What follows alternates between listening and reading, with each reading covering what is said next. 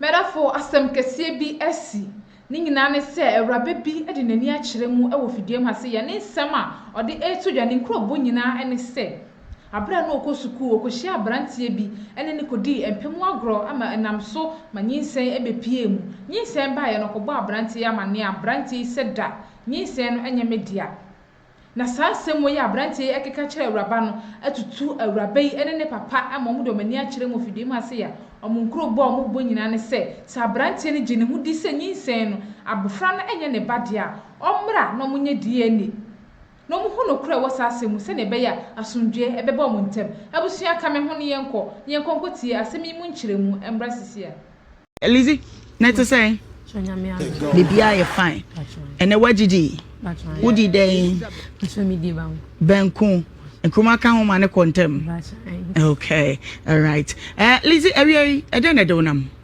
bacho area dey boko bacho mi ko school na mshia be mu ebe okay na me ne tonight emu ho na nyinsen be na me de koto nanim me kan no se nyo no a ti me ne tweso ano ka se ne me no hwe me ni abofra ni nyina baby awo kan se no me pese obetwa kona kwantie musuo chobu na yin makomako na uko school e wo he attachment ya okay. Samuelotu SHS e friend say Samuelotu okay opanyini MPB dia na na Samuelotu ni hwan sorry penny BD okay ni school okay it is school one na woko den na woko shia be ma no school ni mention school menene nyina wo tepenyi na susu hono okay na menene shia na ope me na meti asa menene tonight ope wo na oti ase it's about okay. to go that time na school me pa try na school ni dey asem na kan tu tire me ma oti me pe no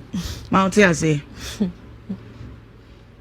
Rebi announce ebi ano bo shekese bi da so bo she bi amem eno wan so hu no say kala we fine ene je hu na oti ase okay yenkwe achana menene tonight ti mu na mama kwan ya befi ebedi ibronya ti after say edi ibronya ni wie na me ko school mu no na me hu se menyem na me frɛ no say papa de abani o menyem me kan no na that time na ko school na wo ye da itimi ko be ma ne ho wo ye da itimi ni hia na me wo me ma kwan ba fi chese na wo ni hia wo he me kasafa enem okay ono ane dem o fi out ukofi ono wankoto na busuani o mame ana o papa ti otemu bia po na wo de watwi afam okay ena nyinsen bae woni ni hia mpredo do wa hia nsa nyinsen ba 4 times na kom do say pacho division uko school ya long division na nakura division na me pese me yen asa pese woti wani yira 4 no na mukwo mu bi asay 1:21:1:1:4 so na kwa ni system kwa ngede okay yenkwe me call school na me hu se menyem na me friend bo na mane se menyem asema be kan se enyo no a ana muzanzi nti enyo no e ho na na se me ya me ko rehwe ni pakọ ti me ne no ekoye eye me anya saa na ye twen so a de mu ho ba bi no a me friend madam for ba ko de tu nanim se me ne ni pass me se afa yefun na o se enyo no a na ni ka se ni ye boy ni ka che me se enyo no nti se me mo bi na me pa me nka na wo mo wa me na do share na wo hia moa ba cho da bi and am say enye mo na me pe ti me friend madam family di nkomo na madam for ne se nti wo ka akosisin nti se me hu na dwenche to obisa amashase na mka che se eni emeyi na so okay wate se meyi sabre ni nyina wo ne na etwe no na nyinse ne de be say me pa cho den tan na afi na menya be 1 month e de ko me hu se menyem na shase na me ka chere no okay ti me ni nkomodi de ma o se de bi onti ase enye ono a na me so okay eni emeyi na so okay eni se meyi di a obedom me no ama miska na makwa yi na me see you enti me hu se menyem January okay me be fie epo mu honom na nyi se ne keka ko be 3 months to 4 months na me be fie timba na me na ka bibia wi so be ma miska kwa koto edu na me say obisa me say edu na ese na me say 300 cedis no see you wate na mpanso ni medro bi anka wokoto mama dad na de na wo ka chere ne sa se na wonim se won sai nyin sai na de na wo ka chere ne sa wo ma osika na ma ju se me say fi se no de wi osini me ka say enyo no ano me ni obi afoforo ho no ma me koka se eyi nipa asemesi okay nti am be se me nse no okay ojutum so be ma me sa me be afie no me call ne ho no manwumre bi me ko me ne madam fo no me ko so a cabbage e oba ebi ko afuom ti afom one of friend me say oba kumasi nti ne member magic na me so okay ene me ni fie ti me suma madam fo ba ko no ama na ba be dia brem no see you ti instead of so be ma me 300 cedis no o ma me 220 cedis 2.2 na aka 80 cedis ena no ya re say 80 cedis me me nya nso so nti dana me call dem ma me ne ka asem no ka cha me say adi nti na menwo won hye me ne akra ni nyina dana me kwa akodi nwumre na me ne ko kan yo ka sa no po discan be ma me no o ka sa de nti na menwo sabe na sika na nya abedi ho awi na sika ni nya ade echi ansa na sika na eba no okay me ba ma me misa we ansa wato aso time a wo ye nyinse na ye media enye media menye koyigu ni nyina no woni na nhia na ba cho dabi okay ti uko no ho se wo kogi sika no so woni na nhia na ba cho dabi me kwa no tie na konyam ti metina akonya ne nsa ne so okay na me ne kasa na me ka kire ni se me ba jiska no no se ade ntina menwo won hye me ne akra ni nyina me se sia wo se nyinse no enya wodua nti afa ade ntina menwo na won hwe oni me ne akra ni nyina no ka so wo de enya hwe ye ntwa bibia so na menwo na me se da bi mi so papa hu se menyem kwa me ko school na makonye ma an hwe ade be ba no enye papa di se de ye kan man ti ase ye adwuma se me kwa akoyi no ma miska na me fa nkoto edu no se say nwumre na oniska wa ne ho ti na de chi ye me kwa afu no frem se me diska no enwe se me ni ho ti me so madam fo ne ma ne kwaje ma madam fo no 2.2 okay ti me be du fie no na madam fo no 2.2 am say assessing na me frɛ boy no do kan me say do benya no ti me mpe age studies na aka no enso so na me see you ma ti ma anko diska no free one and free madam for no ade ntia waso madam for say me anam de me homanyem me koyi agu na emu boy ne se baji sika wakoji sika na nso a wo se wankoje me ka kire ne se me baji sika na medi nti o ma ne ndo no ne ho no me na menya 80 cedis ne so a na ma ba baji na makwa akoto edu no sabre ni nyina na wa wo fo we na ma me ne papa nyina ho na o ma hu se wonyem na me nka nche obia na da ni yin se na ntimi na ne ho de wo mfe wo ntentasu Bacho dabi na mi wo school mu nti me ba afie no na me no mo nche dante na nche no mo hu ye okay this kind of wadam for no to so na madam for nti me ho no be 3 days me ne ma me kwa afu nti me ko do na me say me ho nya me yie ti no me pese me be afie nti ma me kwa de ne bo say ade nti na ye ba afu mu asese o de ho mfa wa kofie ti me kwa na mani so biri me nti me du kwa mu kwa na police be rebi ho no mta say mu gina moto ma me na moto ni me kofi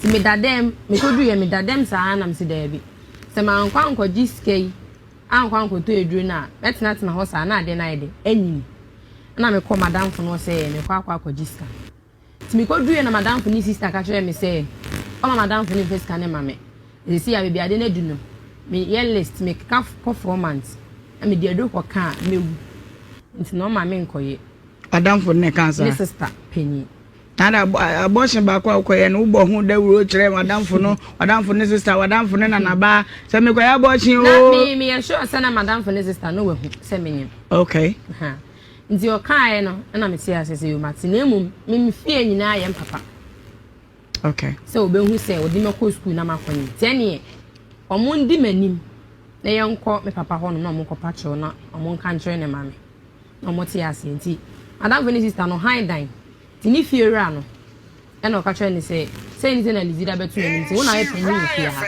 ti mbese wo mfa nkonkoto na nani mu mame ti mame no na e ka se okay me ntwen no ni fie ho kwa aba to ko aye no ne papa ko di nkomo no be ka cho me se woni na ka se wi ntu ye me nko fie ena msi yo mate ena me ko fie ti ho na papa be hu se menyem okay ya bi school wo se me nko school ena me ko ye o de nyin se ni ko school upa maternity na pacho dabi ene wafuna ama na me se de near first ba me ko to school uniform for fra na emu bie okay me call school ma emu mi we school 20th September 2023 me we me wo school na ehwani mu no e bia me yare na se me frɛ na oya e bi o ha wo na hu TV so a wo frɛ wo no dum phone no dum no wate na yenko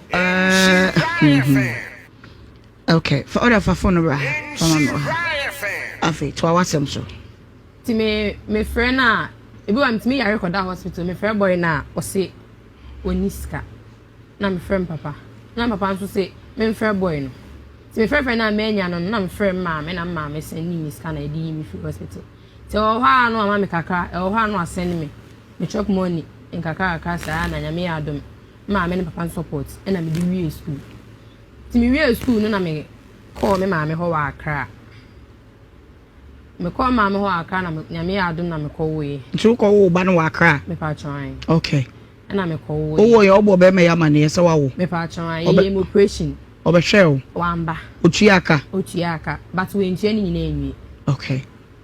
Otuaka ba we ntia ni nyina. Okay. E dey na esi, dey na de wo ba ha. Sia no me dey Abranten menini ni asem metimu fine but o say on tia se se akra na nya ne ba. Tia fe de wasa sorry so be die ni. Atopa mako nan no a oyi hu sika ma aboshe na nya maso nya akoda na nya ne ba. Sa akra na nya ne ba. Adentia.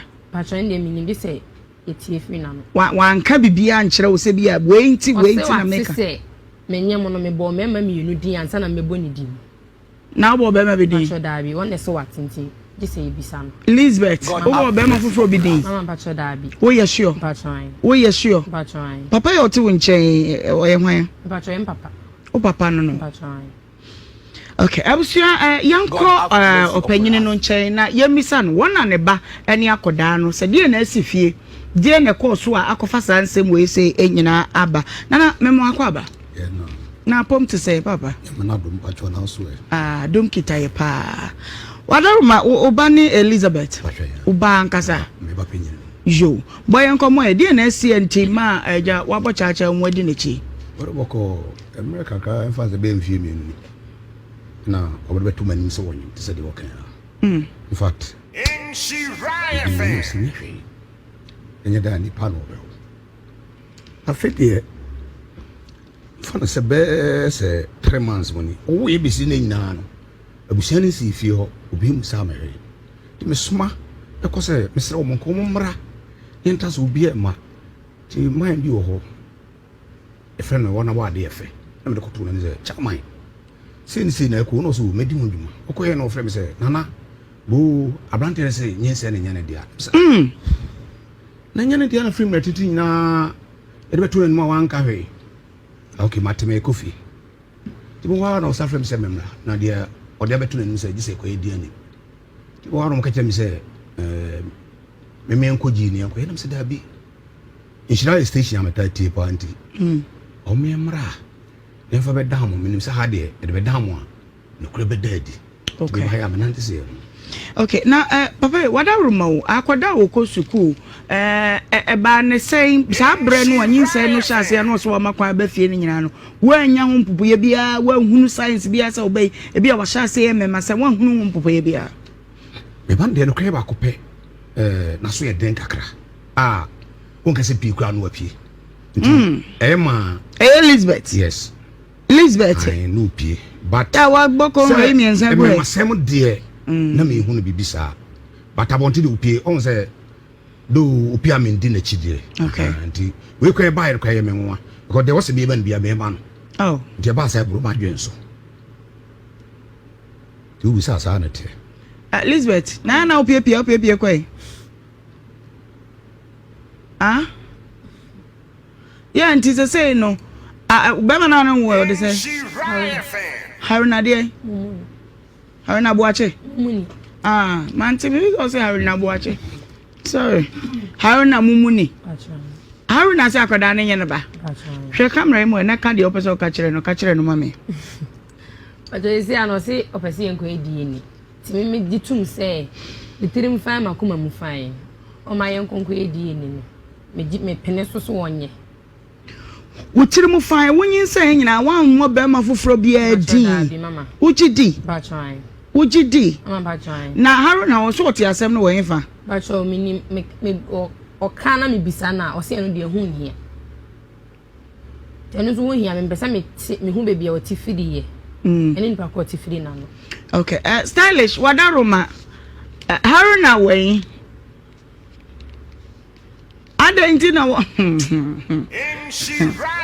Hello. Yeah. What's say hi? Hello. Hello. Me visa me can hello. Say hi. Haruna, na wine fa. Hello. Haruna. Hello. Hello. Me say wine fa. I'm Patron. You. Asoma Elizabeth Eke. I dey na wo kan fa ho. Oh. Welcome. Me ni asem. Me ni papa ni asem. The nke de ban se apese adie ni ni he. Ti say dey kan se wum sa. Dey mo kana wo oba awo no okọ school. Wo fa no emprem makomako enan na nyinsan aba. Dey pa na ye wo doubt. Dey na ma wadwene aye wo ntantanti wo se akoda na nya wo ba. Wo ye bibi ana. The American Ana dey anya no na mefa. Dey bibi say wada romani dey mka ya no ebeboa me. Elizabeth say dey ntia wo pese wo ye die ne no ne say wo say wo de nyinsan ne koma be ma bi ansa na wo bebo din. Ai. Kire me mu be ma ben ya hwan e na wo ti free ne ho. Na fa ye nsu ehunu kwa e be fa so e be cancel na ya boa. Ba ya tesem. Tesem we free him pa cho. And them into body. Eti nipa no kan ne say na kire o. Whether my man or that woman is slow, but me are taking me decision into consideration, man. Na me so be slow. Ye me be sa oni hia me. Me say, obayi, dear panti na opese we ye DNA. Oba wa fa no, na wone no wada, na nyinsan aba. Woman ni sika se wonko yimu wanye anwu wawo. Akoda ni nam ho. Die nti na opese we ye DNA, ma me nkyere mu. Ano American. Ni na nya no nti na ba de ba se be DNA no. It is a camera mo kwam ya DNA na. Aha. Nti na me ba. Na say DNA no, wunyina so ne say. Ansa na obi baba so be ye DNA no. Wo man kyere mu, o me yire no, me hu so ne ba ma bi kura hyehye ho. Me hunu san wo ne ba okoda ba ma bi ho. Enyina so be so na wugina. Na ekasa wa kyere no hwan ya? Obi an kasa wa kyere. Ani men kasa mpacho. Me no kasa. Anti me say, enyina so ben e na wugina nti wo pese wo tu DNA anamo no. Me ana me to me tiri mu ntene me. Ani ni nsem nsensem bi epiepie. Ama se mo nyam ye ma me ka kasa ma na me ti ase se owo a ye ne obapram ye ne ba na DNA no. Ti me ti ase se akwa na wo ne pese DNA a ndabi pia. Enti wo ka kire akwade hwan na wo ka kire se wo a wo be ye DNA no. Ose. Why na wo bo na mane say Elizabeth wo a obeye DNA? Ne maame. Ene onu amu si are. Gina so me ba mama misa Elizabeth. Haruna be ma wo no woni ne date no, wo di kan de hye wase say wo a meye DNA na wo hwe so ne no wo ye. So me wo ye no kan. Wo ye mum no kan. Ade oba na akra ne half class. Me wo ye na akwa no ko wo hu ni da. No ne picture di na ma send am ba no wo hu akwa ni da na mo ma me ho akra. Lizzie can crow.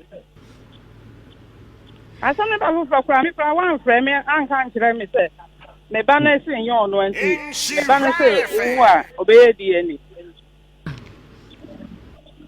Ma, Lizzie, me wo ye no catch me so obey DNA. Lizzie, Meba. Ma me chirewa. Madam. Now what to say?